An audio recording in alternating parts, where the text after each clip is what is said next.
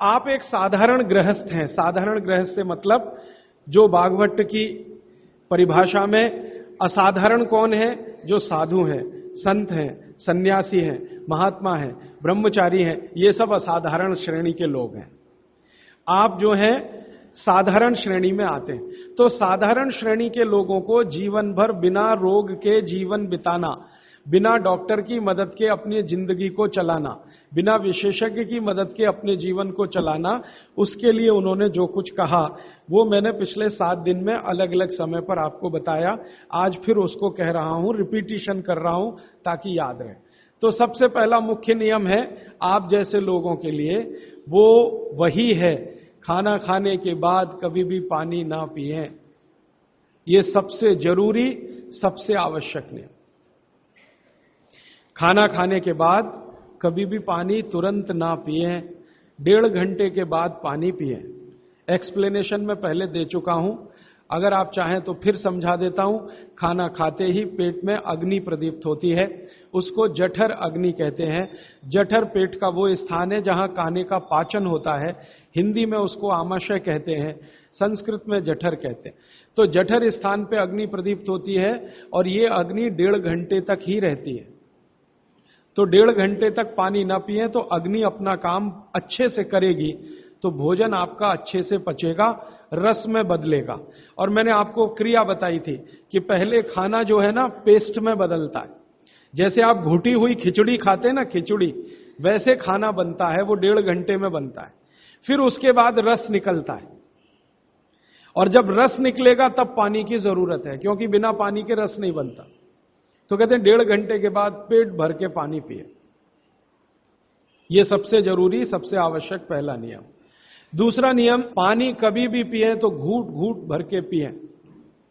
यह मैं बहुत आवश्यक नियम मानता हूं सबके लिए, आप जैसे लोगों के। आप में से थोड़ा अगर किसी को भी धीरज हो, धैर्य अपने जीवन में, तो आप ये चालू कर दीजिए, पानी घूट घूट घूट, जितना कम से कम 1 घूट में पानी पी सकें उतना, और मुंह में घुमा घुमा के, ऐसे ऐसे कर करके। आप 6 महीने बाद देखना, 6 महीने बाद आपके शरीर की पूरी बायोकेमिस्ट्री बदल जाएगी। सबसे पहली चीज जो आप महसूस करेंगे, आप कहेंगे मैं पहले से ज्यादा फ्रेश हूं, आप कहेंगे मैं पहले से ज्यादा हल्का हो गया, माने वजन कम हो गया, आप कहेंगे पहले से अच्छी नींद आ रही है, आप कहेंगे पहले से अच्छा खाना हजम हो रहा है, आप कहेंगे पहले से ज्यादा मेरे दर्द कम हो गए, जो घुटनों का, कमर का, कंधे का, जगह जगह, आप कहेंगे चक्कर आना बंद हो गए, आप कहेंगे सुबह सुबह उठकर सिर का दर्द कम हो गया। ऐसी 85 बातें आप खुद कहेंगे 6 महीने के बाद। आप करिए इसको। मैंने तो कई लोगों को बताया साल साल भर से कर रहे हैं, 1.5 साल से कर रहे हैं। मैंने आपको एक उदाहरण दिया था, हमारा एक सहयोगी है, कल बेंगलोर में 140 किलो का था, 1 साल से घूट घूट पानी पी रहा है, अभी 70 किलो का है। कोई आसन नहीं करता, कोई प्राणायाम नहीं करता, जिम में नहीं जाता, कोई एक्सरसाइज नहीं करता, क्योंकि उसको फुर्सत भी नहीं है, आईटी कंपनी में काम करता है। लेकिन इतना जरूर करता, पानी जब भी पिएगा घूट घूट पिएगा, खाने के 1.5 घंटे बाद ही पिएगा। यह अद्भुत है। इस नियम को मैंने हजारों लोगों पे करके देखा है, एकदम एक्सीलेंट रिजल्ट है, कई बार तो चमत्कारिक रिजल्ट है। और कारण उसका क्या है? कारण उसका एक ही है कि घूट घूट पानी पीने से ज्यादा लार पेट में जाती है। पेट को हमेशा लार की जरूरत है, क्योंकि यहां एसिड बन रहा है। एसिड खाने के समय में जो निकले तो खाना पचे, खाने के आगे पीछे जो एसिड निकलता है वो डाइल्यूट होना ही चाहिए, नहीं तो वो पूरे रक्त में जाकर उसकी एसिडिटी बढ़ा देता है। और वही एसिडिटी है जो आपको हार्ट अटैक लाती है, कार्डियक अरेस्ट की तरफ ले जाती है, ब्रेन हेमरेज करा देती है, पैरालाइज्ड हो जाते हैं आप। गंभीर से गंभीर रोग इसी एक नियम के ना होने से होते हैं। आप पानी गटागट गटागट जो पी रहे हैं, यही एक छोटी सी गलती जिंदगी में आपको सबसे भारी पड़ेगी। ठीक है? तो पहला नियम मैंने आपके लिए कि पानी खाने के 1.5 घंटे बाद पीना, हमेशा पानी घूट घूट भर के घुमा घुमा के पीना है। सुबह का पानी हो या दोपहर का, शाम का, जब भी पिए घूट घूट भर के। पानी कैसे पिए? तो इन्होंने कहा ऐसे करके पिए। ये अच्छा नहीं है, आपके लिए अच्छा नहीं। आपको पानी हमेशा पीना है तो शरीर के नजदीक रख के ही पानी पिए। हमारे भारत में, मैं आपको एक बात ऐसी कहता हूं जो थोड़ी सी हटकर है लेकिन आपको समझाने में मदद करे। भारत में हजारों साल की जो सभ्यता है, गिलास नहीं है। ये गिलास जो है ना विदेशी है, गिलास भारत का नहीं है। ये गिलास जो है ना यूरोप से आया, और यूरोप में पुर्तगाल से आया। ये पुर्तगाली जब हमारे देश में घुस गए तब से गिलास में हम फंस गए। गिलास अपना नहीं है, लोटा है, लोटा। लोटा और गिलास का अंतर आप, लोटा है और लोटा कभी भी एक रेखीय नहीं होता, वो ऐसे ऐसे ऐसे ऐसे होता है। तो भागवत जी कहते हैं कि जो बर्तन एक रेखीय हैं उनका त्याज्य करें, वो है नहीं अच्छे, काम के नहीं है। तो गिलास का पानी पीना अच्छा नहीं माना जाता, तो लोटे का पानी पीना अच्छा माना जाता है। अब आप बोलेंगे जी क्या फर्क है? फर्क सीधा सा है, पानी के बारे में मैं बता चुका हूं। पानी को जहां धारण किया जाए वैसे गुण उसमें आते हैं। पानी अपने गुण कुछ नहीं है, जहां दे दो वही गुण हो जाते हैं। दही में मिला दो तो छाछ में बन गया, वो दही का गुण ले लेगा, पानी खत्म हो गया। दूध में मिलाया तो दूध का गुण। तो लोटे में पानी जो रखा तो पात्र का गुण आएगा, लोटे का। अब लोटे का गुण क्या? लोटा गोल है ना, गोल है ना। और आप थोड़ा गणित अगर समझते हैं और विज्ञान समझते हैं तो हर गोल चीज का सरफेस टेंशन कम रहता है। हर गोल चीज का सरफेस टेंशन कम रहता है क्योंकि सरफेस एरिया कम होता है। हर गोल चीज का चूंकि सरफेस एरिया कम है इसलिए सरफेस टेंशन कम है। इसको हिंदी में पृष्ठ तनाव कहते हैं। हर गोल चीज का सरफेस एरिया कम है तो सरफेस टेंशन कम है, और सरफेस टेंशन कम है तो जो पानी उसमें है उसका भी सरफेस टेंशन कम है। तो कम सरफेस टेंशन का पानी ही आपके लिए सबसे ज्यादा उपयोगी है। अगर सरफेस टेंशन बढ़ा हुआ पानी आप पिएंगे तो बहुत तकलीफ करने वाला है। सरफेस टेंशन बढ़ी हुई कोई भी चीज आप खाएंगे तो तकलीफ करने वाली है, क्योंकि उसमें शरीर को तकलीफ देने वाला एक्स्ट्रा प्रेशर आता है। तो गिलास का पानी और लोटे के पानी में जमीन आसमान का अंतर। इसी तरह से कुएं का पानी, कुआं गोल है ना, सबसे अच्छा। ये सारे साधु संत कुएं का ही पानी पीते हैं, आप जानते हैं। ना मिले तो विहार कर जाते हैं, जहां कुआं मिलेगा वहां पिएंगे।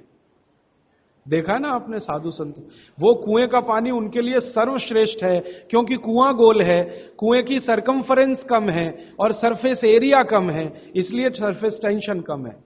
और सरफेस टेंशन कम होने से क्या होता है, पानी का एक गुण बहुत लंबे समय तक जीवित रहे। पानी का सबसे बड़ा गुण है सफाई करना।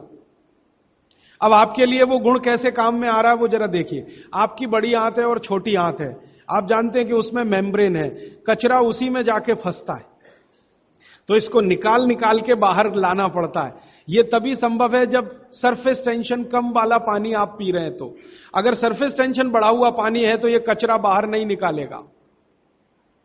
मैं इसको एक दूसरे तरह से समझाता हूं, कॉम्प्लिकेशन है लेकिन सरल समझा रहा हूं। आप एक एक्सपेरिमेंट करिए, आज घर जाइए और दूध लेके चेहरे पे लगाइए थोड़ी देर, और 5 मिनट बाद रुई से पोंछिए, तो रुई काली हो गई है ना। कैसे? अंदर का कचरा और गंदगी बाहर आया।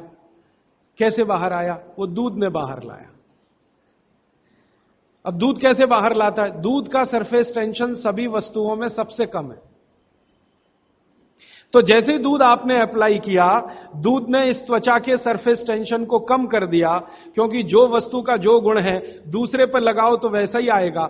तो यहां दूध ने सरफेस टेंशन कम किया तो त्वचा थोड़ी सी खुल गई, और त्वचा खुली तो अंदर का कचरा बाहर निकल गया। यही क्रिया पानी करता है पेट में, यही सेम। आपने पेट में पानी डाला, बड़ी आंत और छोटी आंत का सरफेस टेंशन इसने कम कर दिया, तो बड़ी आंत और छोटी आंत थोड़ी खुल गई, और खुली तो सारा कचरा उसमें से बाहर आ गया। और हाई सरफेस टेंशन का पानी पिए, ज्यादा सरफेस टेंशन का, तो आंतें सिकुड़ेंगी, क्योंकि तनाव बढ़ेगा। तनाव बढ़ते समय चीज सिकुड़ती है, तनाव कम होते समय चीज खुलती है। तनाव बढ़ेगा तो सारा कचरा आंतों में अंदर बंद हो जाएगा। अब यही आपको मूलव्याध, बवासीर, भगंदर सब करेगा। इसलिए सरफेस टेंशन कम वाला ही पानी पीना। लोटे का पानी सबसे अच्छा माना जाता है। गोल कोई भी वस्तु आपके घर में है उसमें रखा हुआ पानी पीना सबसे अच्छा माना जाता है। तो गोल कुएं का पानी है तो बहुत अच्छा है, गोल तालाब का पानी हो, तालाब भी गोल होते हैं ना, तो गोल तालाब का पानी बहुत अच्छा, गोल कुएं का पानी बहुत अच्छा। तालाब से छोटी एक पोखर होती है, पोखर, अगर पोखर गोल है तो उसका पानी बहुत अच्छा। नदी के पानी की तुलना में हमेशा कुएं का पानी अच्छा, क्योंकि नदी में गोल कुछ भी नहीं है, वो लंबी है, तो वहां का पानी हमेशा हाई सरफेस टेंशन वाला है।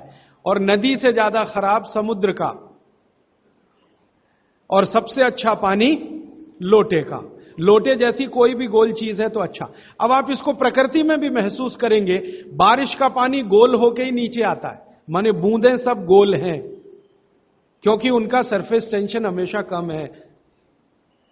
तो ये विश्लेषण लंबा चला जाएगा, लेकिन मैंने यहां जो आपको याद दिला दिया वो ये कि पानी पी रहे हैं तो गिलास में ना, ज्यादा अच्छा है लोटे में पिएं। तो लोटे वापस लाएं घर में, लोटे ही निकल गए, अब गिलास घुस गए, और लोटे निकले ना तो लाखों कारीगरों की जिंदगी खत्म हो गई जो लोटे बनाते थे। खत्म हो गए कि नहीं? कसेरे खत्म हो गए। गांव गांव में कसेरा शब्द समझते हैं? वो ठोक पीट के लोटा बनाने वाले आदमी को कसेरा कहते हैं। वो पीतल के लोटे बनाते थे, कांसे के लोटे बनाते थे, सब मर गए बेचारे हमारे गिलास के चक्कर में।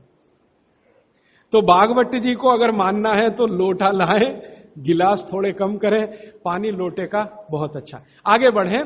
पानी कभी भी खड़े होकर ना पिए, ये मैंने पहले बता दिया है, फिर रिपीट कर रहा हूं, हमेशा बैठ के पिए। फिर उसके आगे का एक सूत्र है कि ठंडा पानी कभी ना पिए। और इस ठंडे पानी का ये यहां पर भी एक विश्लेषण में नया दे दूं आपको कि हर ठंडे पानी का सरफेस टेंशन बढ़ा हुआ होता है। हर ठंडे पानी का सरफेस टेंशन बढ़ा हुआ होता है, और हर गुनगुने पानी का सरफेस टेंशन कम होता है, और कम सरफेस टेंशन का ही पानी आपको पीना है। इसलिए ठंडा पानी ना पिएं। एक विश्लेषण में पहले दे चुका हूं कि पानी जैसे ही आप ठंडा पिएंगे उसका गुण है कि वो हर चीज को ठंडा करे। तो पेट को ठंडा करने की वो कोशिश करेगा। पेट ठंडा हुआ तो सारे ऑर्गन्स ठंडे हो सकते हैं और आप मर सकते हैं। तो पानी को पेट गर्म करेगा, फिर आप ये जान लीजिए। और पेट पानी को गर्म करेगा तो अतिरिक्त ऊर्जा लगेगी उसको, और वो ब्लड में से ही आएगी, तो सारा ब्लड पेट की तरफ दौड़ेगा। और बार बार आप ठंडा पानी पी रहे हैं दिन में 8-10 बार, तो हर बार ब्लड को पेट में भागना ही पड़ेगा। तो ब्रेन को ब्लड कम होगा, हार्ट को ब्लड कम होगा, ऑर्गन्स को ब्लड कम होगा, तो वो कमजोरी आने ही वाली है, और हार्ट अटैक आ सकता है, ब्रेन हेमरेज हो सकता है। क्योंकि कोई भी ऑर्गन को ब्लड कभी भी कम नहीं पड़ना चाहिए, तभी आप दुरुस्त रहने वाले। इसलिए ठंडा पानी गलती से भी ना पिए। तो हमेशा कैसा पानी पिए? गुनगुना पिए। एक समय के लिए भागवत जी ने कहा है कि जब बहुत तेज गर्मी पड़ती हो, आपके यहां तो पड़ती है, मार्च, अप्रैल, मई, जून, तो वो कहते हैं कि मिट्टी के घड़े का पानी पिए। मिट्टी के घड़े के पानी को गुनगुना करने की जरूरत उतनी नहीं है, क्योंकि मिट्टी से ज्यादा शुद्ध पानी को करने वाली दूसरी कोई वस्तु दुनिया में नहीं। तो ये, अब थोड़ा आगे चलें। आगे चलें वो ये कि खाना जब भी खाएं, आपके लिए नियम है, स्टैंडिंग पोजीशन, माने खड़े होके कभी ना खाएं, हमेशा बैठ के खाएं। बैठने की स्थिति ये सबसे अच्छी है। कुर्सी पे भी अगर मजबूरी में बैठ रहे हैं तो इसी स्थिति में बैठ के खाना खाएं, नहीं तो जमीन पे तो बहुत ही अच्छा है। फिर उसके बाद एक नियम जो आपको जरूर पालन करना चाहिए, बहुत आवश्यक है आपके लिए, कि दो विरोधी वस्तुएं साथ में कभी ना खाएं। आप जैन हैं तो आपको तो सब अच्छे से समझता, भक्ष और अभक्ष का ज्ञान सभी साधु महाराज देते हैं, साध्वी जी देते हैं। दूसरे लोगों के लिए कह दूं, दूध और दही साथ में नहीं खा सकते, विपरीत हैं। हालांकि दूध से ही दही बनता है, लेकिन दूध और दही की प्रकृति एकदम अलग है। दूध कुछ और काम करता है, दही बिल्कुल अलग काम। तो दूध दही साथ में ना खाएं। दूध और दही की बनाई हुई कोई भी वस्तु साथ में ना खाएं। खीर खा रहे हैं तो दूध की है, तो कढ़ी नहीं खा सकते। कढ़ी खा रहे हैं तो दही की है, तो खीर नहीं खा सकते। कुछ भी ऐसी वस्तु जिसमें दूध और दही उपयोग है वो साथ में नहीं। एक इसी तरह से शहद और घी आपके लिए बिल्कुल वर्जित है। आप बिल्कुल साथ में ना खाएं, शहद अलग खाएं, घी अलग खाएं, शहद ना खाएं तो भी चलेगा, गुड़ खाएं। अच्छा, ये बड़ी विचित्र स्थिति है, गुड़ और घी साथ में जरूर खाएं, शहद घी साथ में ना खाएं। गुड़ को बेहतर तरीके से अगर खाना चाहते, गुड़ तो वैसे ही सबसे बेहतरीन चीज है दुनिया की, लेकिन और बेहतर बनाना चाहते हैं तो उसमें जरूर घी मिला के खाएं। तो गुड़ घी चलता है, शहद घी नहीं कभी भी। इसी तरह का एक नियम है कि जैक फ्रूट माने फणस, कटहल दूध के साथ सबसे खतरनाक है। और मैंने कहा खट्टे फल जितने भी हैं, संतरा है, मौसम्मी है, वगैरह वगैरह, ये दूध के साथ बिल्कुल नहीं चल सकते। एक ही फल है, बागवती जी कह रहे हैं, जो खट्टा भी है और दूध के साथ जरूर खाएं, वो आंवला है। आंवला ये जरूर दूध के साथ खाएं।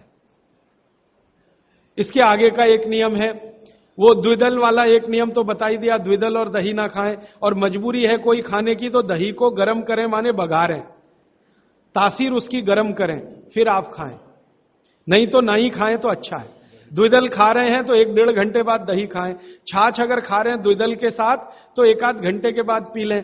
और अगर पीनी ही है तुरंत, प्यास नहीं रुक रही है, तो छाछ को बघारें, माने उसमें अजवाइन हो, थोड़ा जीरा हो, हींग हो, उसका छोंक लगाएं तो उसकी तासीर बदलती है, तो आप ले सकते हैं।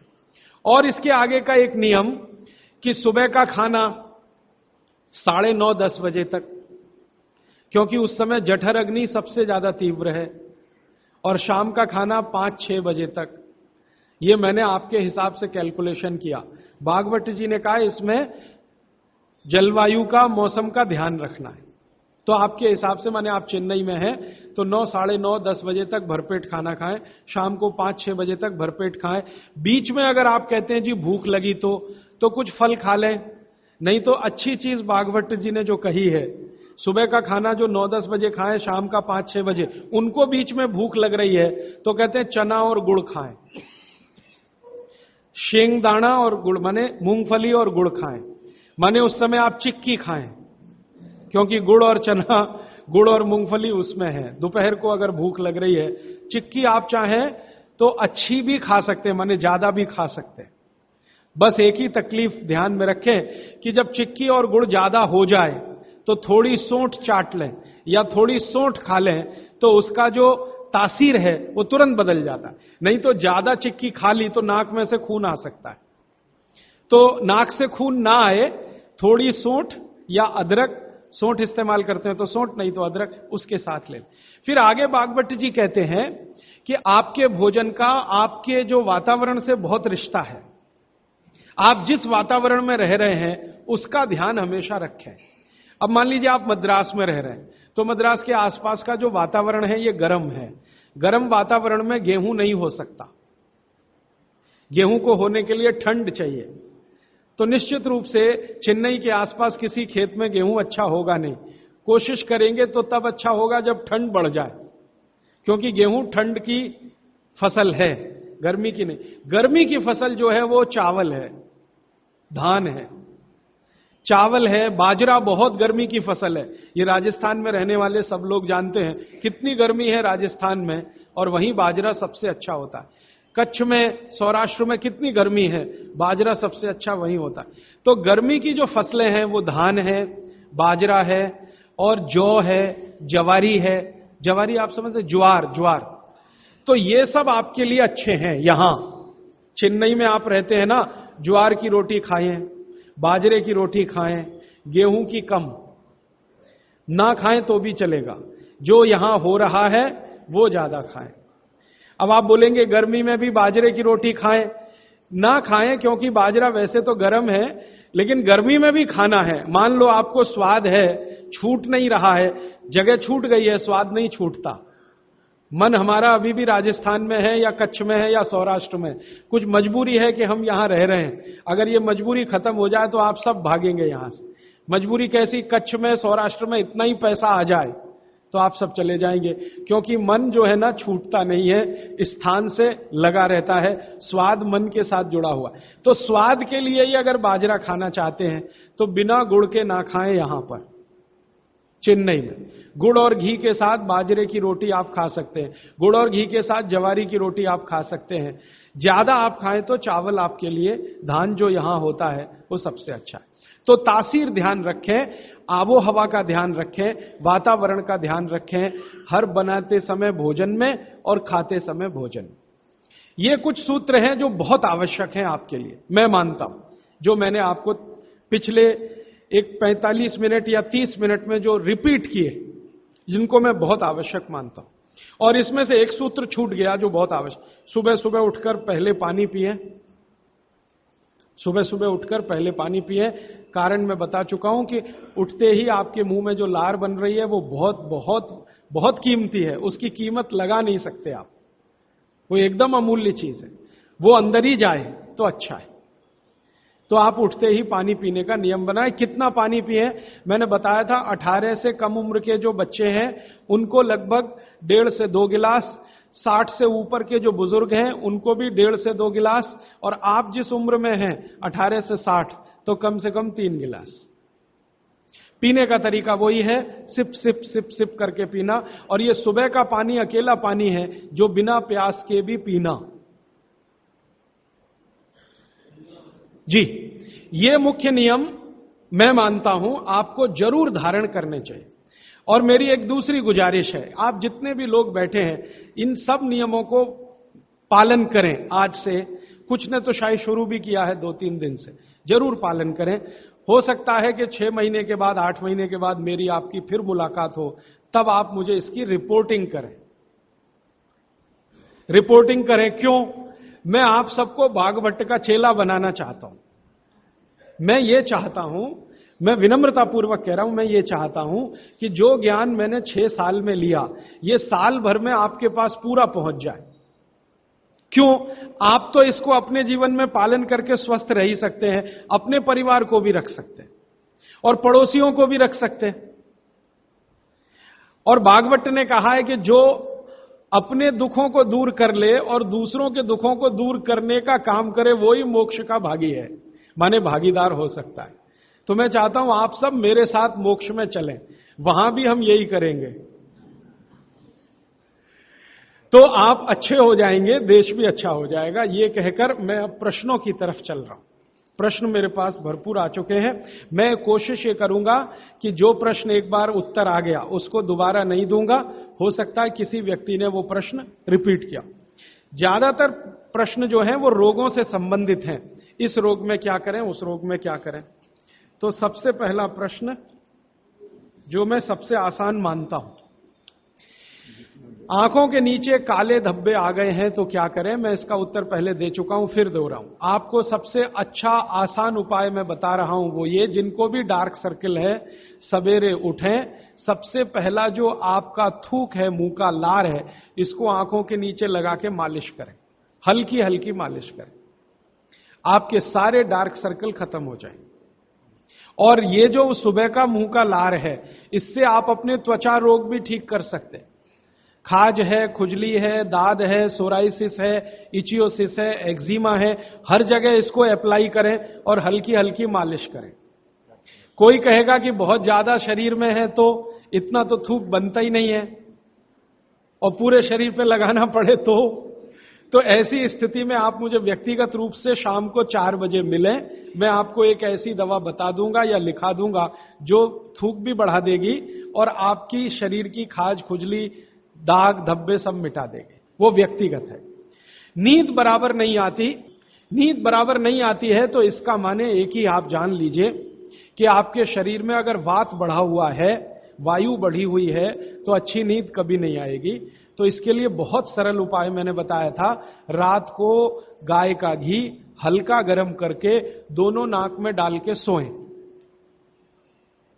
गाय का घी हल्का गर्म करके, जब वो तरल हो जाए उतना ही गर्म करें और एक एक बूंद दोनों नाक में डालें और हल्के से खींचें, ज्यादा तेज नहीं, बस इतना करेंगे अंदर चला जाएगा। बहुत खींचने की जरूरत नहीं, क्योंकि आगे चला जाएगा, जहां नहीं जाना चाहिए वहां भी चला जा सकता है। तो हल्का खींचकर छोड़ दें और सो जाएं, भूल जाएं। फिर नींद बहुत अच्छी आएगी, खर्राटे बिल्कुल बंद हो जाएंगे, स्नोरिंग बिल्कुल खत्म हो जाएगी। नींद के समय जो खराब सपने आ रहे हैं वो सपने कभी आएंगे नहीं। अच्छे ही सपने आएंगे जब भी आएंगे। रात में नींद कभी खुलेगी नहीं, 6 घंटे के पहले आप उठेंगे नहीं कम से कम। रात की नींद खुलने का एक वो तकलीफ आ गया ना, पेशाब आती है, नींद खुल जाती है। घी डाल के सोएंगे तो रात को नींद कभी नहीं खुलेगी, 6, साढ़े 6, 7 घंटे के बाद ही खुले। और बच्चों को तो जरूर करें, इससे और एक फायदा होगा, स्मरण शक्ति बढ़ेगी। ठीक है, तो अब एक ही कागज पर ये 3 प्रश्न थे, तीनों उत्तर दे दिए। अब आगे जिस कागज में ये प्रश्न आएंगे उत्तर नहीं दूंगा। अभी है हाई ब्लड प्रेशर, रक्त का ऊंचा दबाव, अस्थमा, पेट की कब्जी, और इसमें भी फिर आ गया है त्वचा का कालापन, वो मैं उत्तर दे चुका हूं। अब मैं आ जाता हूं, ब्लड प्रेशर हाई है। वैसे तो ब्लड प्रेशर हाई और लो होना ये काल्पनिक चीज है, कभी बाद में चर्चा करूंगा, लेकिन अगर आपके मन में बैठ गई है तो इतना ही जान लीजिए कि आपको जब लग रहा है और डॉक्टर कोई कह रहा है कि आपका बीपी हाई है, तो समझ लीजिए इसको बागवती जी दूसरे सूत्र में कहते हैं कि रक्त की अम्लता बढ़ी हुई है, एसिडिटी बढ़ी हुई है। अब रक्त में अम्लता है तो अम्लता को खत्म करने के लिए क्षारीय चीज खाएं, क्षार चीज खाएं, क्षार। अब क्षार वाली चीजें क्या है? सबसे अच्छी क्षार की चीज है मेथी, सब्जी के रूप में भी और दाने के रूप में मेथी। दूसरी क्षार वाली चीज है, आप में से जैन है तो वो नहीं खाएंगे, लेकिन जो जैन नहीं है उनको बता देता हूं, गाजर। तीसरी क्षार वाली चीज है कोई भी ऐसा फल जिसमें रस नहीं है, कोई भी ऐसा फल जिसमें रस नहीं है। सेब ये क्षारीय है, केला ये क्षारीय है, अमरूद ये क्षारीय है। कोई भी ऐसे फल याद रहेगा आपको जिसमें रस नहीं है, ये सब क्षारीय है। सब्जियों में पालक क्षारीय है, बैंगन क्षारीय है।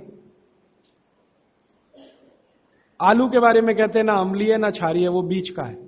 तो जो सब्जियां आपको क्षारीय हैं और जो मसाले माने औषधियां क्षारीय, इनका उपयोग करें तो अम्लता अपने आप कम होगी, तो ब्लड प्रेशर कम होगा, तो ट्राइग्लिसराइड कम होगा, मोटापा भी कम होगा, सब कुछ कम होगा आपका। तो हमेशा याद रखें। तो मेथी दाने का उपयोग मैंने बता दिया है, पानी में डाल के रात को छोड़ दें, सुबह उठकर दाना चबा के खाएं, पीछे से पानी पिए। गाजर का उपयोग बता दिया, कद्दूकस में घिसें, गाजर ले लें और वो कद्दूकस की गाजर को खा लें।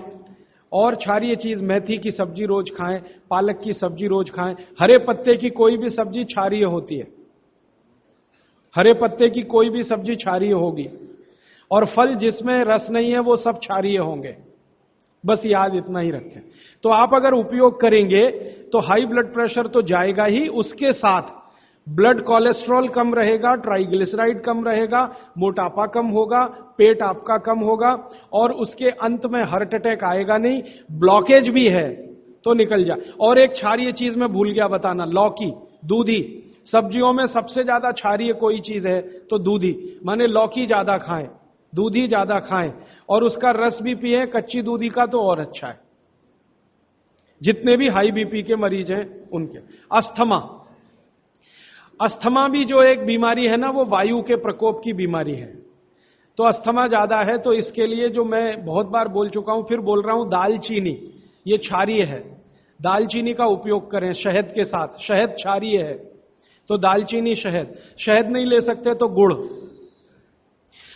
ये जो नारियल होता है ना, नारियल, मैंने आपको थोड़ी देर पहले एक बात कही है और मुझे याद आ गई, तो मैंने आपसे कहा जो भी फल में रस नहीं है वो क्षारीय है, और जो भी फल में रस है वो अम्लीय है। लेकिन ये नारियल अद्भुत फल है जो क्षारीय है रस होते हुए भी।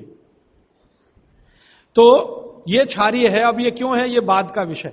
तो आप अगर अस्थमा से शिकार हैं, दमा के शिकार हैं, तो नियमित रूप से नारियल खाइए, हरा नारियल खाइए, कच्चा नारियल जिसको कहा जाता है, चबा चबा के खाइए। कितना खाएं जी?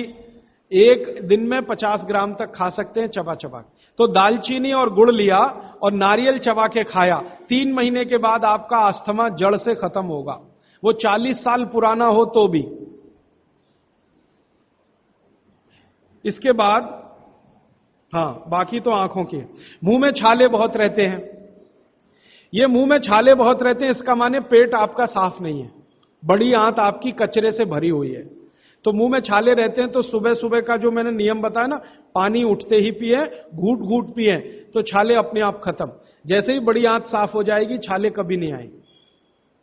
और अगर आपको ये करने के बाद भी छाले में आराम नहीं मिल रहा है, तो आपको एक सरल आसान दवा बता देता हूं, जो होम्योपैथी की दुकान में मिलती है, जो बड़ी आंत को सबसे जल्दी से साफ कर देती है। उस दवा का नाम है बोरेक्स।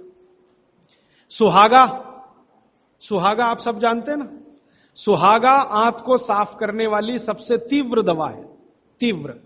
इसी का डाइल्यूशन करके होम्योपैथी में बनाया बोरेक्स। तो ले लें, किसी भी होम्योपैथी की दुकान से खरीद लें, 30 पोटेंसी में या 200 पोटेंसी में। इसके 3 ही खुराक लेंगे तो जीवन भर के लिए छाले की बीमारी आपकी आएगी नहीं, क्योंकि यह तुरंत बड़ी आंत को साफ करता है। पानी करेगा, धीरे धीरे करेगा। बोरेक्स तो एक ही दिन में काम करता है, लेकिन भागवत जी कहते हैं ये एक ही दिन का चक्कर छोड़ना चाहिए, तुरंत हर चीज का रिजल्ट मिल जाए। वो कहते हैं जीवन में कोई भी चीज फास्ट है ही नहीं, हर चीज स्लो है। तो कोशिश करिए पानी से ठीक करें, और अगर आप बहुत परेशान हैं तभी बोरेक्स का इस्तेमाल करें। और यह दवा हमेशा पानी में डाल के लें, 1 बूंद डाल दें पानी में, और उस पानी के 3 हिस्से करके उसको पी लें। 1 कप पानी हो, आधा कप पानी हो, 1/4 कप पानी हो। अभी आगे का एक प्रश्न। अच्छा, गाय के मूत्र के बारे में मैंने आपसे कहा था, तो उस पर प्रश्न आए हैं 4-5। गोमूत्र सही गाय का है या उसको कोई बीमारी है, किस तरह की प्रॉब्लम हो सकती है, अगर गोमूत्र सही नहीं है तो उस हाल में क्या करना चाहिए। मैं आपको विनम्रतापूर्वक एक एक्सपेरिमेंट जो हमने किया वो बता देता हूं। गाय को हमने 6 साल जहर खिलाया, एक गाय पर यह एक्सपेरिमेंट हमने किया। 6 साल जहर खिलाया, सबसे खराब जहर खिलाया, उसका नाम है संखिया, अंग्रेजी में कहते हैं आर्सेनिक। तो हमने गाय को दिया, चारे में मिलाकर दिया, बहुत मामूली मात्रा में, क्योंकि हम जानते हैं ज्यादा देंगे तो गाय मर जाएगी। हमें यह देखना था कि ये थोड़ा थोड़ा जहर देते हैं तो उस पर असर क्या आता है। तो 6 साल जिस गाय पर हमने ये प्रयोग किया, वो गाय अभी भी जीवित है, अभी भी जीवित है और स्वस्थ है, तंदुरुस्त है। हमने हर बार उसको संख्या दिया और हर दिन उसके मूत्र में टेस्ट किया, आया कि नहीं आया। क्योंकि ऐसे कहते हैं ना, खाओ तो सब कुछ आने ही वाला है मूत्र में और ब्लड में। तो 6 साल लगातार उसको संख्या खिलाने के बाद भी उसके मूत्र में 1.0000 में चले जाएं, उतना भी संख्या कभी नहीं आया। अद्भुत है ये। अब मुझे पुरानी बात इसमें जोड़नी है। बहुत लोग कहते हैं ना, गाय के गले में शंकर भगवान का निवास है। वो शायद शंकर जी ने पी लिया। शंकर जी तो मशहूर है ना खराब से खराब जहर पीने के लिए, तो शायद गले में शंकर जी हैं गाय के, तो वहीं रुका। और सच में हमने ये देखा, इसमें मैं एक्सेजरेशन नहीं कर रहा हूं, आप चाहें तो वो गाय कभी भी आके देख सकते हैं। हमने उसके गले के आसपास महसूस किया 6 साल में एक ब्लू कलर का रिंग बन गया है, ब्लू कलर का, और वहां से ब्लड निकाला, उसको टेस्ट किया तो उसमें पूरा संख्या है, माने आर्सेनिक है। गले के नीचे वो गया ही नहीं, गले में ही रुक गया। शंकर भगवान ने शायद रोक लिया। तो आप बेखटके गाय का मूत्र पी लीजिए। आपके दिल में ऐसा लग रहा है वो कचरा खा रही है, आप चिंता मत करिए, ये कचरा जाएगा नहीं उसके मूत्र तक। भगवान ने उसके शरीर में ऐसी व्यवस्था करके रखी हुई है। लेकिन अच्छा ये होगा आपके दिल और मन की तसल्ली के लिए कि गाय अच्छा चारा खाती हो, साफ सुथरे वातावरण में रहती हो और नियमित घूमने के लिए जाती हो, उसका मूत्र जरूर पिएं, वो सबसे ज्यादा लाभकारी तो है। लेकिन कुछ मजबूरी आ गई, मजबूरी से मतलब मैं समझाना चाहता हूं। आप एक ऐसी जगह रहते हैं जहां गाय कचरा ही खाती है और आपको ऐसी कोई गाय मिल ही नहीं रही है जो शुद्ध चारा खाती हो और बराबर घूमने जाती हो, और आप किसी बीमारी से तड़प रहे हैं, परेशान हैं, और वो बीमारी में आपको गोमूत्र चाहिए ही, तो बिना संकोच के ले लें। उसका हानि तो नहीं करेगा, कुछ फायदा ही कर जाए। गोमूत्र के बारे में अब तक की जो रिसर्चेज हैं वो ये हैं कि इसके साइड इफेक्ट है नहीं। शरीर पता है क्या करता है, आपने मूत्र ज्यादा भी पी लिया तो ये शरीर 20 मिनट के बाद उसको पेशाब के साथ अपने आप ही निकाल देता है, रहने ही नहीं देता उसको। तो थोड़ा ज्यादा पी लिया या खराब पी लिया, वो निकल ही जाएगा, जो काम का है उतना ही रह जाएगा। अब गाय का ऐसा बना भगवान ने बनाया है, इसलिए भागवत जी कहते हैं कि ये विशेष तरह का एक जानवर या प्राणी है जो भगवान ने बहुत सोच समझ के बनाया। तो गाय के बारे में इतना। अच्छा, अर्थराइटिस के लिए किसी ने पूछा है, अर्थराइटिस के अब जितने भी प्रश्न आएंगे उनका एक ही साथ ही उत्तर है कि अर्थराइटिस की समस्या अगर बहुत गंभीर है और डॉक्टर आपको कोई ये कह रहा है कि जी ऑपरेशन करा लो, तो हाथ जोड़कर कहता हूं ऑपरेशन तो कभी मत कराना, क्योंकि आप जिस स्थिति में हैं उससे भी ज्यादा खराब हो जाएगी। इस हिंदुस्तान के भूतपूर्व प्रधानमंत्री श्री अटल बिहारी वाजपेयी ने दुनिया के सबसे बड़े डॉक्टर से ऑपरेशन कराया था, नहीं कराया? स्पेशल चार्टर्ड प्लेन भेजकर अमेरिका से उस डॉक्टर को बुलाया, डॉक्टर राणावत, और उसने दुनिया के सबसे अच्छे घुटने कप्स लाकर अटल जी को फिट किए हैं। अटल जी को देख लीजिए आप, पहले तो थोड़ा चल लेते थे, अब तो चलना ही बंद हो गया, सिर्फ व्हील चेयर पे ही रहते हैं, और वो खुद कहते हैं कि मैं पहले से ज्यादा तकलीफ में हूं। तो आप मत करिए। फिर आप बोलेंगे जी क्या करें, डॉक्टर बोलता है ऑपरेशन मत कराइए। आप क्या करें, अर्थराइटिस के लिए जो सबसे अच्छे कॉम्बिनेशन भागवत जी के हैं उनका उपयोग करिए। उसके लिए सबसे अच्छा वो बोलते हैं चूना खाइए, चूना क्षारीय है, अम्लता को कम करता है, ज्यादा अम्लता बढ़े तो अर्थराइटिस होता है, तो चूना खाइए। खाने का तरीका मैंने बता दिया, दही में, छाछ में, पानी में, जूस में, और एक दिन में अर्थराइटिस के पेशेंट 2 ग्राम खा सकते हैं, स्वस्थ आदमी तो 1 ही ग्राम खाए। चूना खाइए, मेथी दाना लीजिए, क्षारीय है, और सबसे क्षारीय चीज जो है वो है हार सिंगार का पेड़। हार सिंगार देखा है? परिजात हार सिंगार, छोटा सफेद रंग का एक फूल आता है और केसरिया डंडी होती है। सफेद फूल और केसरिया डंडी, बहुत तेज खुशबू है, रात को ही खिलता है, रात रानी भी कुछ लोग कहते हैं, हार सिंगार कहते हैं। ये पेड़ के जो पत्ते हैं वो ब्रह्मांड में सबसे ज्यादा क्षारीय माने जाते हैं, जो भी औषधियां।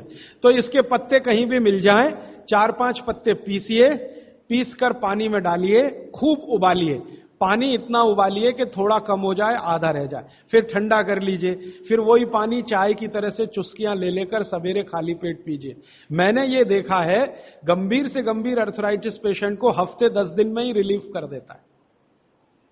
तो ये कहीं भी मिल जाए, नहीं मिले तो हार सिंगार का पौधा गुड़वांचरी में है, तो आप थोड़े पौधे बंटवा दीजिए, सब अपने घर में लगा लें, गमले में हो जाता है आसान। और कुछ खाली स्पेस है तो जरूर, क्यों, ये हर घर में रहे पेड़। कारण क्या है कि आज अर्थराइटिस ही सबसे ज्यादा तकलीफ दे रहा है लोगों को। सुगंधी तो आएगी, नींद अच्छी देगा, जहां आपका बेडरूम है उसके पीछे जरूर लगा लीजिए, और उसका पत्ता आपको अर्थराइटिस से मुक्ति देगा। और दोनों तरह की अर्थराइटिस, रूमेटिड और ऑस्टियो, दोनों ही खत्म होती है इस हार सिंगार के पत्ते से। आइसक्रीम कब खा सकते हैं? कभी भी नहीं, कभी भी नहीं। और अगर आइसक्रीम खा ही रहे हैं, आप कहते हैं जी मन नहीं मानता, स्वाद है और मुंह को लग गया है, अब क्या, तो इसका एक उपाय बता देता हूं। आइसक्रीम खाइए और पीछे से गर्म पानी में घी मिला के पी लीजिए, तो जो कुछ भी तकलीफ वो करने वाली है उससे आप बच जाएंगे। ना खाएं तो सबसे अच्छा। दालचीनी सौंठ का काढ़ा ये लोग जरूर पिए, जिनको अस्थमा है, जिनको अर्थराइटिस है, माने वायु के रोग हैं, वो दालचीनी का काढ़ा जरूर पिए, गुड़ मिला के। मूंगफली और तिल जरूर खाएं, भगवान की दी हुई तिल दुनिया की सबसे अद्भुत वस्तु है। मैं तो आपको कहता हूं, जिंदगी भर मोटापे से बचना है, हार्ट अटैक से बचना है, आपको अर्थराइटिस से बचना है, तो रोज खाने के बाद तिल खाएं, चबा चबा के। काला तिल मिले तो बहुत अच्छा, नहीं तो सफेद ही खाएं। और आप जहां रहते हैं यहां के लिए तो बहुत ही अच्छा, मद्रास जैसे एरिया के लिए। एसिडिटी कम करने के लिए क्या करें? अम्लीय चीज ना खाएं, क्षारीय चीज ज्यादा खाएं, एसिडिटी कम होगी। और पानी घूट घूट पिए, 1-1.5 घंटे के बाद पिए, सुबह उठते ही पानी पिए, एसिडिटी सबसे पहले खत्म होगी। और आखिरी दवा जो सबसे प्रभावी है, जिनको भी एसिडिटी की बहुत तकलीफ है, खाने के बाद ये जो अजवाइन है ना, अजवाइन, इसको भूने तवे पे और थोड़ा काला नमक मिला के ले लें। मिश्री का सेवन बहुत अच्छा है, चीनी से बहुत अच्छा, लेकिन गुड़ से थोड़ा कम अच्छा। मिश्री चीनी की तुलना में तो बहुत अच्छी है और गुड़ से कुछ कम अच्छी है। तो चीनी छोड़ रहे हैं तो मिश्री पे चले जाइए, मिश्री छोड़कर गुड़ पे आ जाइए। हाँ, एक किसी ने सवाल पूछा है कि आप कौन सी जगह पे परमानेंट मिलते। मैं परमानेंट कहीं नहीं मिलता। लोग जो है ना मुझे कहते हैं कि राजीव दीक्षित रेल आश्रमी है, माने हर दिन ज्यादा से ज्यादा मैं रेल में मिलता हूं। तो परमानेंट मिलने के लिए एक केंद्र है, आपको उसका पता किताब में है, वो आप ले लीजिए, फोन नंबर। वहां आप कोई भी चिट्ठी भेजेंगे, मैं जहां भी रहता हूं मेरे पास आ जाती है। और ईमेल करेंगे तो मैं हर जगह खोल खोल के मेरा मेल बॉक्स चेक करता रहता हूं। तो वो पता जो वर्धा सेवाग्राम का है, भारत पीठम, 10 जोतवानी लेआउट, सेवाग्राम रोड, सेवाग्राम, जिला वर्धा, महाराष्ट्र, ये मेरा परमानेंट केंद्र है। वहां आप पत्र भेज सकते हैं, फोन भी कर सकते। वहां फोन कभी भी करें तो पता चल जाएगा मैं कहां हूं। और मेरा मोबाइल नंबर आप सबको मैं चाहूं तो लिखा देता हूं, 9422 03599 9422 03599, ये मेरा मोबाइल नंबर है। और ईमेल एड्रेस है rajivdixitaba@redixitaba@rediffmail.com। और निरंजन भाई, प्रदीप भाई, ये कभी भी आप इनको संपर्क करेंगे तो ये कहीं भी खोज के बताएंगे कि मैं कहां हूं। अभी मेरे पास एक प्रश्न है, वो इस समय के विषय से तो नहीं जुड़ा, लेकिन मैं जोड़ के जरूर उत्तर दे देता हूं। आजकल हमारे घरों में पेप्सी कोक से भी ज्यादा नूडल्स खाया जा रहा है। पेप्सी कोक कम हुआ है पिछले 2-3 साल में, अच्छा हुआ, नूडल्स खाया जा रहा है। तो नूडल्स के बारे में आपको एक जानकारी दे दूं कि सबसे खराब वस्तु अगर खाने की कोई हो सकती है, कचरे में कचरा, तो वो यही है नूडल्स। एक तो मैदे की है, ऊपर से सड़ा हुआ है। 6-7 दिन मैदे को सड़ा के रखा जाए तब नूडल्स तैयार होता है। और इस नूडल्स में टेस्ट लाने के लिए सूअर के मांस का रस मिलाया जाता है। बिना उसके नूडल्स बन ही नहीं सकता। जो मैगी है ना, मैगी या कोई भी नूडल्स, सूअर के मांस का रस, सड़ा हुआ मैदा, 6-6 दिन पुराना, उससे तैयार हुआ है। अब आप तय कर लो खाना है या नहीं खाना है। एक प्रश्न है जिसका उत्तर दे नहीं सकता। किसी ने कहा आज की शिक्षा बहुत बेकार है, वैकल्पिक शिक्षा की बात बताइए। तो समय ज्यादा है, आप मुझे ईमेल करिए, मैं लंबा जवाब दूंगा। गाय का घी कान नाक में डालने के लिए मैंने बोला था, तो वो उत्तर दे चुका हूं, फिर रिपीट इसलिए कर रहा हूं कि गलती ना करें। घी को हल्का गर्म करना है, ज्यादा नहीं। गाय का घी नाक में डालने के लिए हमेशा हल्का गर्म करना है, ज्यादा नहीं। और एक ही बूंद एक नाक में, दूसरी बूंद दूसरी नाक। हां, एक बहुत अच्छा सवाल है, दैनिक जीवन में कौन सा नमक खाएं? सबसे अच्छा सेंधा नमक खाएं। और इसको याद ऐसे रखें, पत्थर वाला नमक खाएं। यह समुद्र के पानी का नमक कम से कम खाएं। पत्थर वाला नमक एक तो सेंधा नमक है, दूसरा नमक है जो काला नमक है, ये आप ज्यादा उपयोग करें।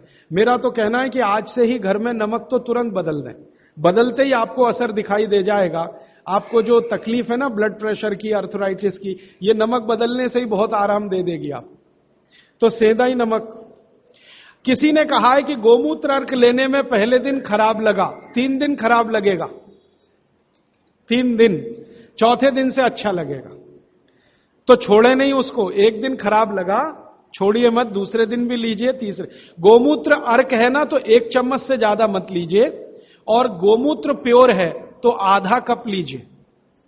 किसी को प्रश्न है कि दिन भर नींद आती रहती है, क्या करें? वैसे तो नींद आए तो अच्छा है, लेकिन दिन भर नींद आए तो अच्छा नहीं है, तो क्या करें?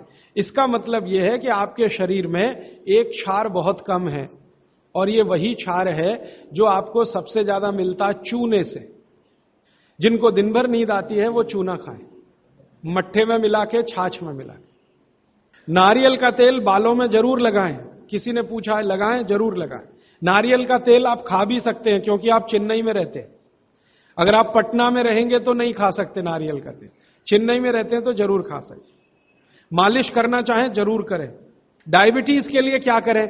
डायबिटीज का जो सबसे अच्छा उपाय मैंने बताया था, मेथी दाना और त्रिफला चूर्ण।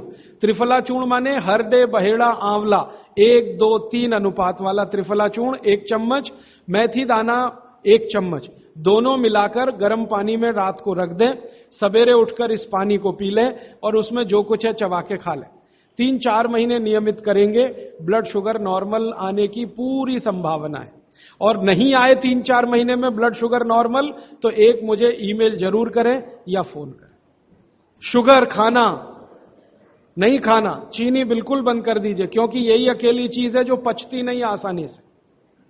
बाकी चीनी छोड़कर कुछ भी खाइए। पथरी अगर है शरीर में और थायराइड, थायराइड का सबसे अच्छा उपाय है धनिया पत्ता है ना, धनिया पत्ता, इसकी चटनी, धनिया पत्ते की चटनी बनाइए, पानी में मिला के पी जाइए, पानी गुनगुना रहे। कितनी चटनी? 1 चम्मच चटनी, उसमें कुछ डालिए मत, नमक मिर्ची कुछ मसाला नहीं, खाली धनिया पत्ते की चटनी। और जब तक धनिया मिल रहा है तो ये हरे पत्ते की चटनी, धनिया मिलना बंद हो जाए तो सूखा धनिया। ये धनिया जो है ना, थायराइड की सबसे अच्छी दवा मानी जाती है। पथरी, पथरी जिसको भी है वो चूना कभी ना खाएं, ये याद रखें। कहीं भी शरीर में पथरी है तो चूना कभी ना खाएं। तो फिर क्या खाएं? एक दवा है पत्थर तोड़ दवा, क्या बोलते हैं आप उसको? पाखंड भेद। शोभा कांत जी के यहां वो दवा है पाखंड भेद, कहीं भी मिल जाएगा। तो आप इसका काढ़ा बना के पिए। ये जो पाखंड वेद है ना, इसका काढ़ा पानी में डाल के उबाल के, और ये दवा आसानी से होम्योपैथी में उपलब्ध है। और इसी दवा का होम्योपैथिक नाम है बर्बेरिस, बर्बेरिस वल्गैरिस। पाखंड वेद का बॉटेनिकल नाम है बर्बेरिस वल्गैरिस।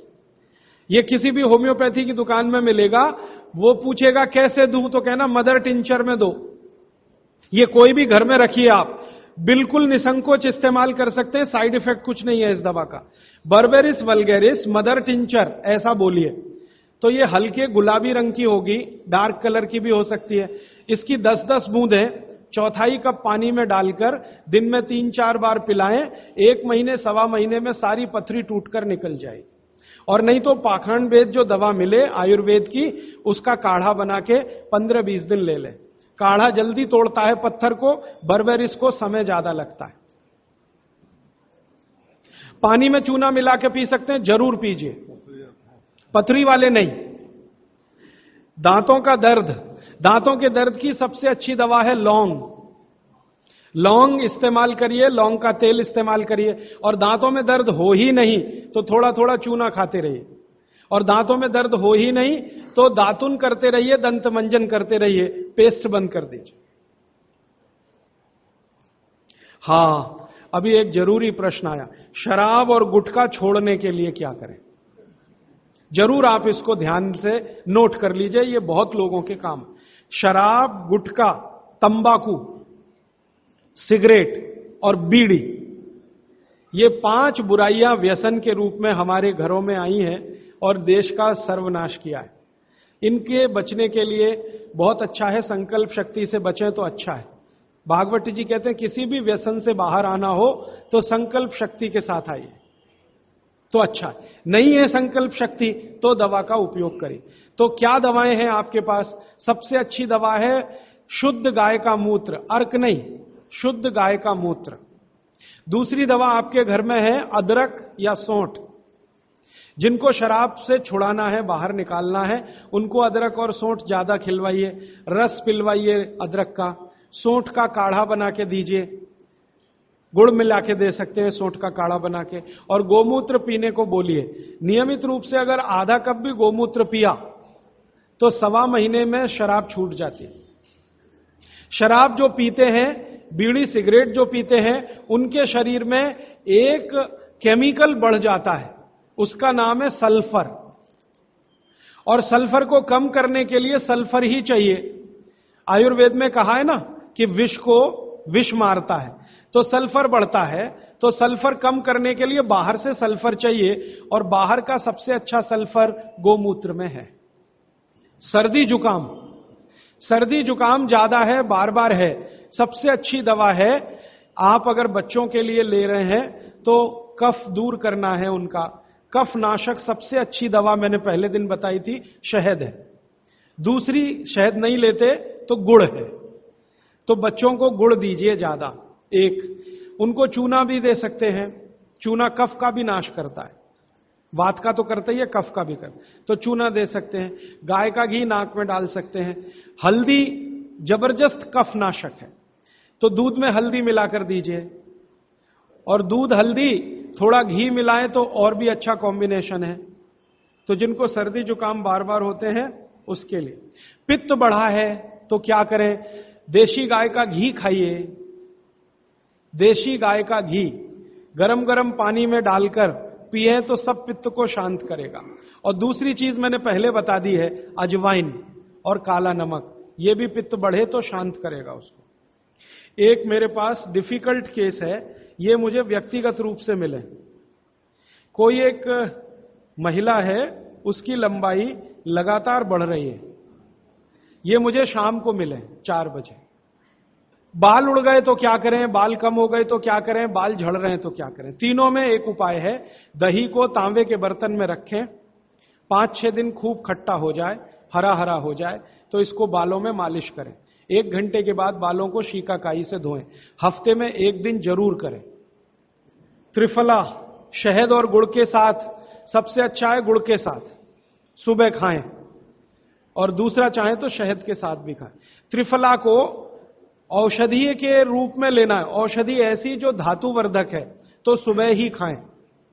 और त्रिफला को रेचक के रूप में लेना है, माने पेट साफ करे, तो रात को ही खाएं सोने के पहले। बहुत ज्यादा छींकें आती हैं, नाक से पानी गिरता है, थोड़े दिन चूना खिलाएं और गाय का घी नाक में डालें, 15-20 दिन में छींकें भी बंद होंगी, पानी गिरना भी बंद।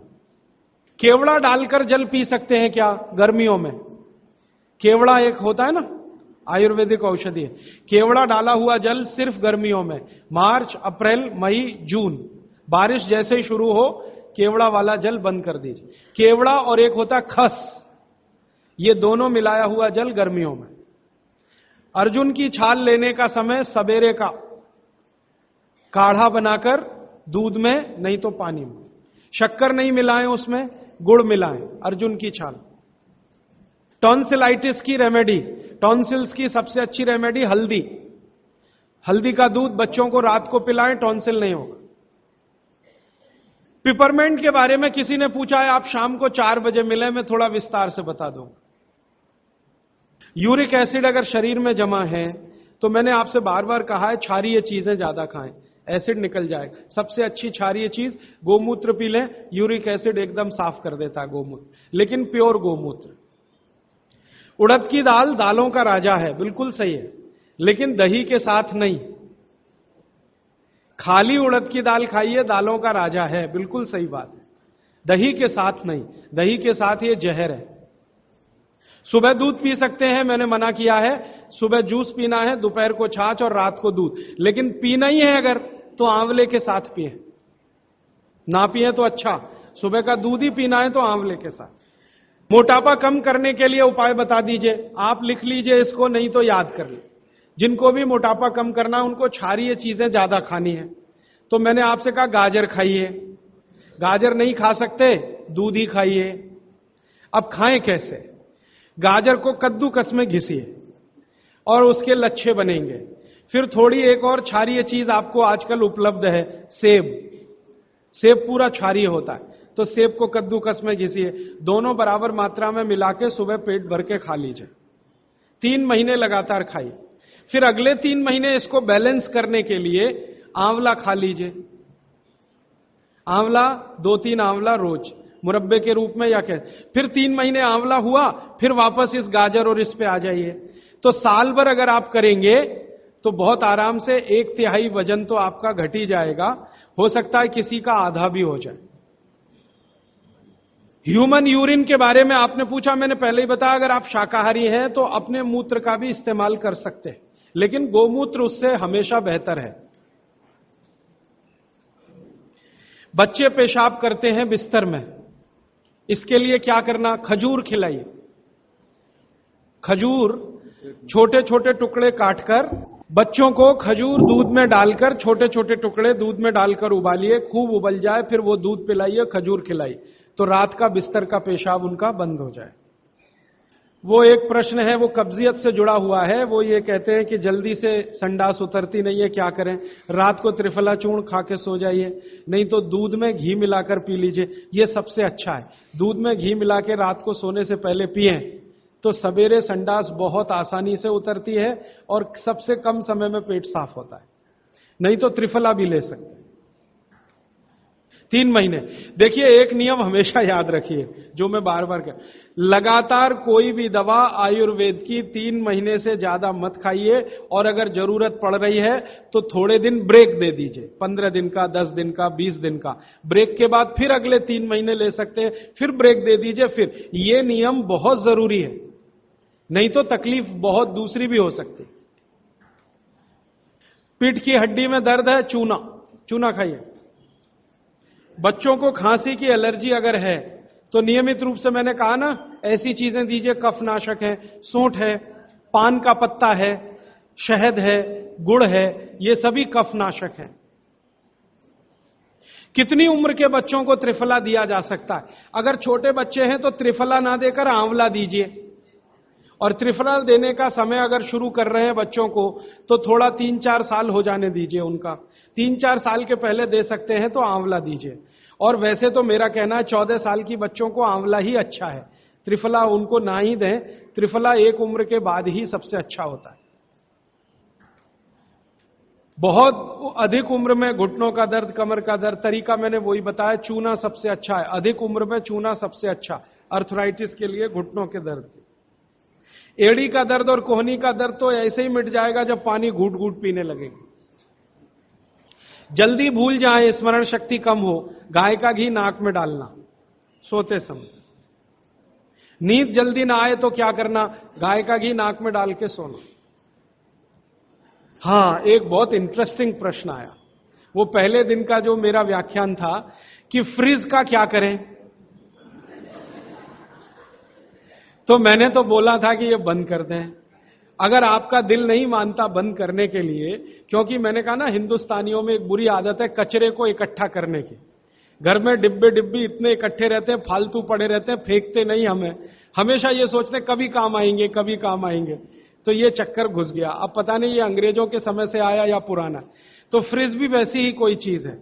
तो एक बहन ने या किसी ने सवाल ये लिख के भेजा है कि फ्रिज में से हमने सब्जी निकाल के 48 मिनट रख दी, तो अब उपयोग कर सकते हैं?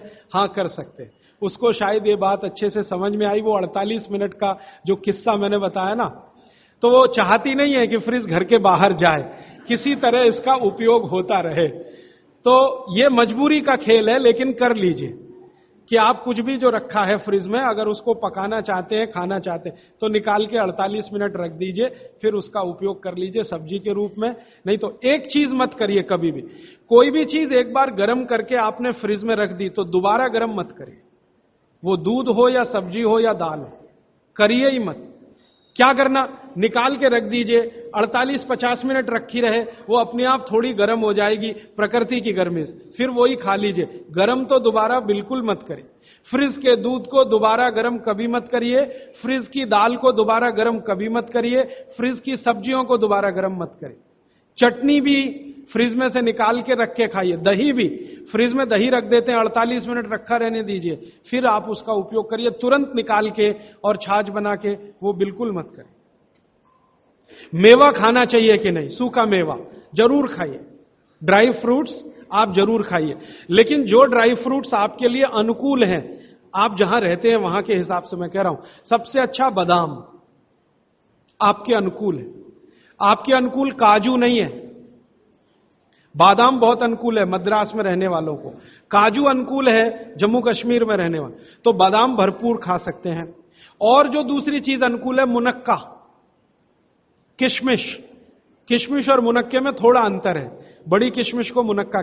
तो मुनक्का और किशमिश ये आपके बहुत अनुकूल है। बादाम आपके बहुत अनुकूल है।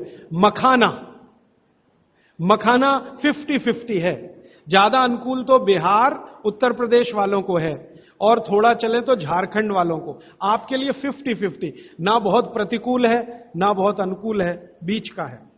और बाकी जो अखरोट वगैरह हैं ये आपके अनुकूल नहीं। अखरोट खाना चाहिए हमेशा ठंड में रहने वाले लोगों को, आपके लिए अखरोट बिल्कुल अनुकूल नहीं। और ड्राई फ्रूट्स क्या खाते हैं आप? चिरौंजी, चिरौंजी क्या कहते हैं उसको? जो चिरौंजी है वो आपके लिए अनुकूल है, चेन्नई के आसपास के लोगों के लिए अनुकूल है, वो आप खा सकते हैं। और ड्राई फ्रूट शायद इसके आगे हैं, हां केसर। केसर अगर आप खाएं, वैसे तो औषधि है, ड्राई फ्रूट नहीं, लेकिन ये 3 महीने के आगे नहीं खा सकते, नवंबर, दिसंबर, जनवरी। और दूध में मिला के। मिश्री, पिस्ता, पिस्ता 50-50 है। अंजीर बहुत अनुकूल है सिर्फ एक ही किस्म के लोगों के लिए। इसको मैं आपको कहता हूं, जरा ध्यान से सुनो। जिनको शरीर में शक्ति की कमी लगती है, शक्ति की कमी लगती है, ताकत कम है, शक्ति कम है, उनके लिए अंजीर बहुत फायदे की है। लेकिन जिनको पहले से ही ताकत है वो ना खाएं। चेंदारू क्या होता है? एप्रिकॉट। हां, एप्रिकॉट आपके लिए ठीक है, आप खा सकते हैं एप्रिकॉट। हाँ, एक सुझाव है, प्रश्न नहीं है, और वो सुझाव मुझे स्वीकार है। वो ये कहते हैं कि आप चले गए उसके बाद क्या?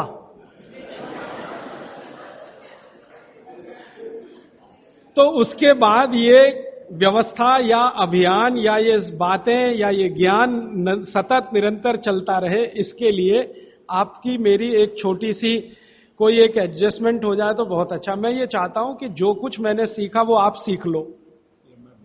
हां, और बाबूजी बोलेंगे वैसे। मेरा ऐसा कहना है, जो मैंने सीखा वो आप सीख लो, उतना ही सीख लो जितना मेरे पास है, फिर आप उससे आगे भी सीख सकते हैं, और ये दूसरों को सिखाते जाएं। तो नियमित रूप से कोई ऐसी व्यवस्था अगर आप सब मिलके करें, मुझे स्वीकार है।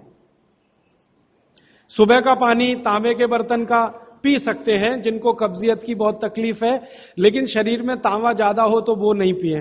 लेकिन सबसे अच्छा जो सम पानी माना जाता है, जिसमें आपको कुछ सोचना ही नहीं पड़ेगा, सादा बर्तन का, माने वो पीतल के उसमें रखा हुआ या कांसे के उसमें रखा हुआ, नहीं तो स्टील में रखा हुआ, गर्मी के दिनों में घड़े का, मिट्टी के घड़े, तांबे का पानी पी सकते हैं। हां, क्योंकि कुचालक है ना लकड़ी, और तांबा बहुत ज्यादा सुचालक है। एक होता है कंडक्टर और एक बैड कंडक्टर। तांबा सबसे बड़ा कंडक्टर है और लकड़ी सबसे बड़ा बैड कंडक्टर है। तो ये अगर आपने तांबा पिया माने, तो अर्थ के साथ जो कांटेक्ट है ना नंगे पांव, तो वो खत्म करेगा आपको। इसलिए पांव में चप्पल रहे, लकड़ी के पट्टे पे खड़े रहें, प्लास्टिक की चप्पल पहन के हो, रबर की चप्पल पहन के हो, तभी तांबे के बर्तन का पानी पीना अच्छा है। केन वाटर, बहुत लोग आजकल केन वाटर पी रहे हैं, ऐसा प्रश्न आया। तो ये क्या अच्छा है? बिल्कुल अच्छा नहीं। तो आप बोले फिर क्या करें? आपके घर जो पानी आ रहा है टैप वाटर, इसको खूब अच्छे से उबाल लें, उबाल कर इसको रख लें, फिर उसी को पिए। ये केन वाटर से 1000 गुना अच्छा है। केन वाटर पता है क्या है? ये पानी को शुद्ध करने के लिए ब्लीचिंग करते हैं उसकी। उस ब्लीचिंग में क्लोरीन इस्तेमाल होता है, फ्लोरीन इस्तेमाल होता है, और वो फिर शरीर में जाए तो बहुत खराब है। और केन वाटर का टेस्ट सादा पानी से बिल्कुल अलग होता है। तो केन वाटर से 1000 गुना अच्छा है टैप वाटर, लेकिन उबाल कर रखा गया। हां, एक सवाल आ गया है जो अब तक किसी ने नहीं पूछा, शायद आपको पूछने के लिए मन में तो होगा, लेकिन आपने क्यों नहीं पूछा। महिलाओं से संबंधित ये सवाल है, मेंसेस पीरियड का। 2 सवाल आए हैं। एक तो यह है कि व्हाइट डिस्चार्ज बहुत होता है तो क्या करें। तो इसके लिए आप ऐसा करिए, एक आयुर्वेद की दवा इस्तेमाल करिए, उसका नाम है शतावरी। शतावरी कहीं भी मिलती है आयुर्वेद की दुकान। शतावरी चूर्ण के रूप में ले लीजिए। इस शतावरी चूर्ण को दूध में मिला लीजिए और रात को जरूर पीजिए। दूध हल्का गर्म रहे, और शतावरी डाल के दूध उबाल भी सकते हैं, फटता नहीं। शतावरी, जिनको भी व्हाइट डिस्चार्ज की समस्या है, शतावरी। और दूसरी कि जब भी मेंसेस पीरियड आता है बहुत दर्द होता है, तकलीफ होती है, इचिंग बहुत होती है, तरह तरह की खुजलियां होती है शरीर में, गुस्सा बहुत आता है, चिड़चिड़ापन वगैरह वगैरह।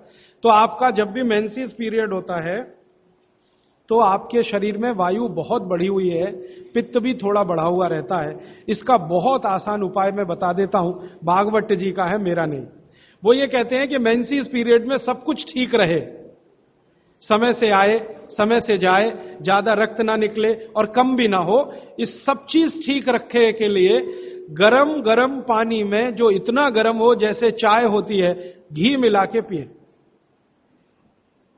गरम गरम पानी में, खूब गरम पानी में, गाय का घी आपके घर है तो बहुत अच्छा, नहीं तो कोई भी घी, भैंस का भी चलेगा, 1 चम्मच मिलाएं, आधा गिलास खूब गर्म पानी खौलता हुआ घी मिला दें, थोड़ा पीने लायक हो जाए उतनी देर रखें, फिर उसको चुस्कियां ले लेकर पिएं। अगर आपका मासिक 5 दिन चलता है, 4 दिन चलता है, 3 दिन, दिन से मतलब नहीं, जितने दिन चलता उतने दिन। कितनी बार पी सकते हैं? दिन में 2 या 3 बार पी सकते हैं। तो अगर आपने ये शुरू किया तो सब कुछ आपका नॉर्मल हो जाएगा, सब कुछ। मेनोरेजिया है तो ठीक होगा, मेट्रोरेजिया तो ठीक होगा, सब ठीक हो जाएगा। मैं ज्यादा नहीं कहना चाहता, आप सब समझदार हैं। हर चीज आपकी दुरुस्त और तंदुरुस्त रहेगी।